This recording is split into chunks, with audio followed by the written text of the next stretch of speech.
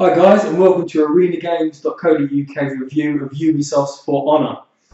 Back in my youth, many years before the invention of the internet, a group of friends and I used to gather sticks, plastic swords and dustbin lids, which were mighty great shields obviously, and prepare to play war on the roundabout in the middle of our street. There were occasional injuries, hurt feelings and glorious victories over your bigger friend, which actually made you feel like a hero. For Honor is Ubisoft's latest new franchise, which happens to make that dream a reality. It focuses on an alternate history where land masses have collided and some of history's most renowned warrior classes, the Knights of Europe, the Vikings of Nordic descent, and the Japanese samurai, are thrust together to fight out for supremacy. It's a grand idea, following the what-if scenario of shows like Deadliest Warrior, and should fuel the imagination of every man who remembers childhood Sunday afternoons fighting their epic battles in local parks, vanquishing their friends with plastic swords and shields, all in the name of glory. The idea is actually so good, I'm surprised that it hasn't been done before. In fact, the general premise of the game, combined with the unique combat system and stunning visuals, has actually created something rather special. Let's get one thing out of the way early. For Honor is not a third-person hack and slash in the vein of Sony's God of War series, as it would appear from watching footage. It is in fact a fighting game. Something like Street Fighter is a much more accurate comparison due to the many nuances of combat. The basics are defined with a direction system, holding up, right or left on the right stick or blocking the corresponding direction. Your attack commands are linked to the shoulder buttons, and by default you'll swing in the same direction you are currently guarding. This effectively creates a rock, paper, scissors situation where you are constantly trying to get around your opponent's guard without leaving yourself open to their attacks.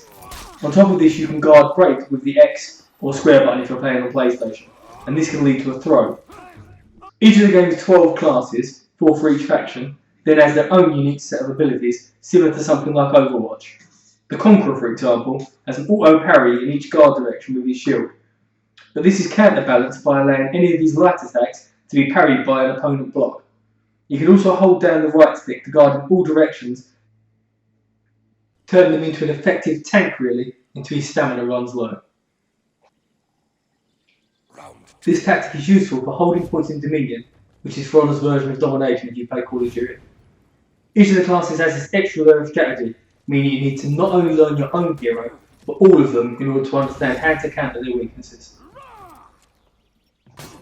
You can also use the environment to your advantage, as shown here in this clip provided by my friend Jimmy Tlisser.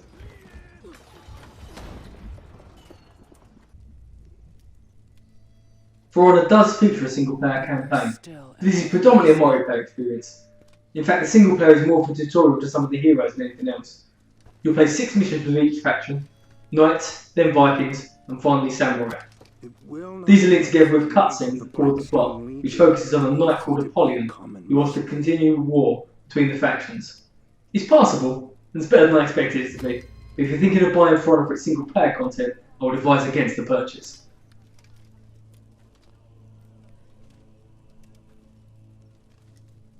Kneel.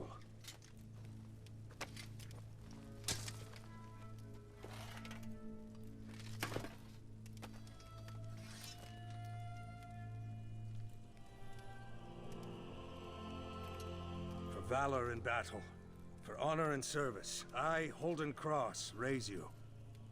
Stand, Knight of the Blackstone Legion.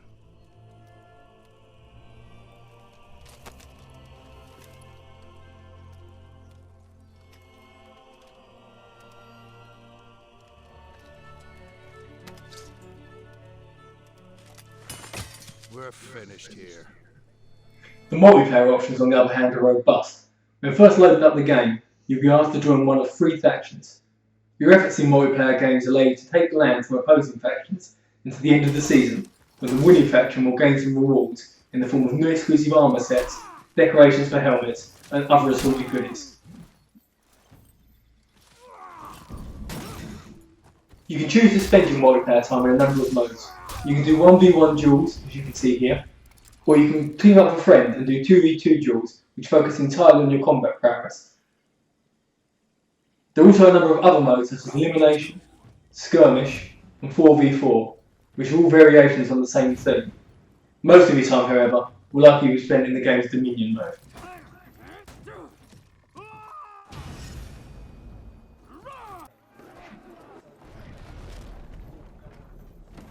Dominion mode is a spin on domination and adds a moving creep line similar to traditional MOBAs, which greatly affect the middle of the battlefield, which typically covers point B.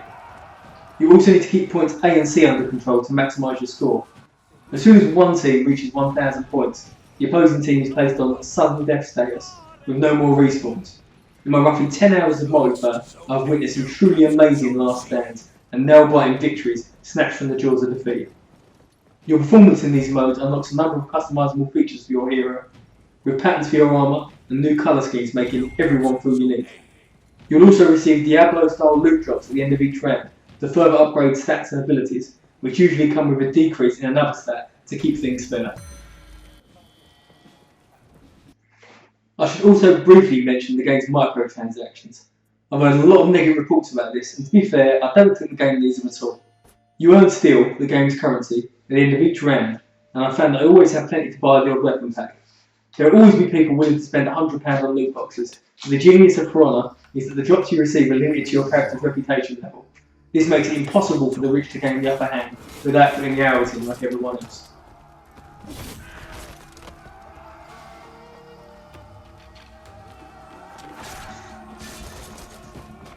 The game's art style is very distinctive and really brings each of the three factions to life. Huge attention to detail has been given to make sure everything looks authentic, from the heavy armour of the knight classes to the rags and loincloths of the Viking warriors.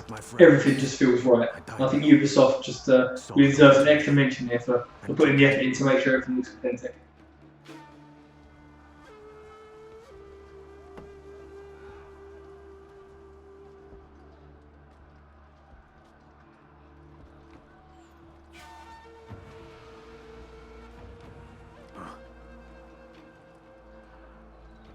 They're burning the city. We're leaving. I think the maps also deserve a special mention for bringing out the personality of each era. From huge castles to Japanese monasteries, everything has the feel of lands at war. Overall, a very impressive looking game with a lot of character. This is further expanded by the bold and loud sound of clanging swords and warrior screams. The voice acting, on the other hand, though, is a little, well, listen. Where did these come from? Samurai ships, washing up all summer long, full of this junk.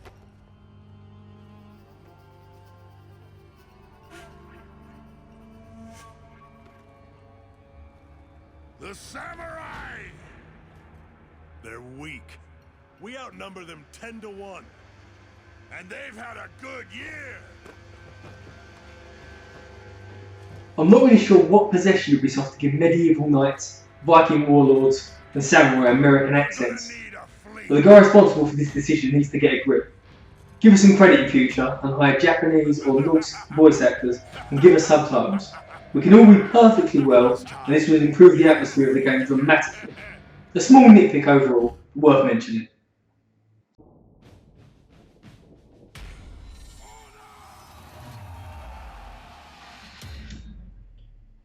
So, final thoughts. All said and done, I believe this has probably shocked a lot of people who expected a mediocre sword fighting game. Myself included, if I'm honest. However, the game just works. Any beginners could pick up the game and compete, but the skill ceiling has the potential to let masters truly take charge of the battlefield. Ubisoft has a further 6 heroes and a number of map packs in the pipeline, so I expect this to be supported in a similar vein to Rainbow Six Siege. Player numbers seem to be very high for a new IP, so this has the potential to be a new franchise. I'm thoroughly addicted to the multiplayer, and I believe anyone out there who has ever stood in front of a mirror and had a pretend sword fight of himself will feel the same.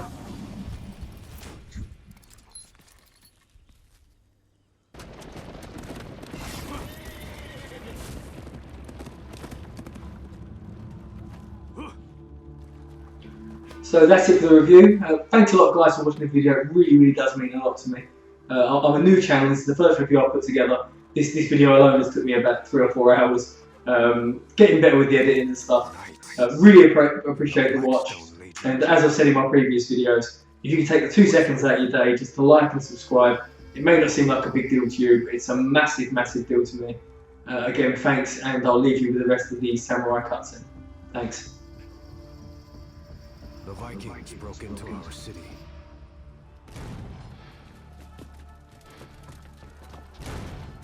They didn't know who they served. Ah, the last few.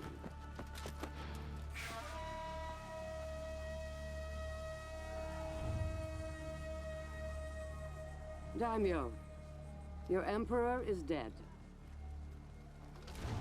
Will you take his place?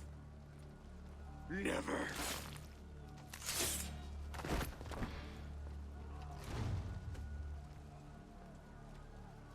Would you be emperor? After I kill the rest of them, I'm coming to kill you. A wolf. Leave the palace to Seijuro. The others can fight for the scraps.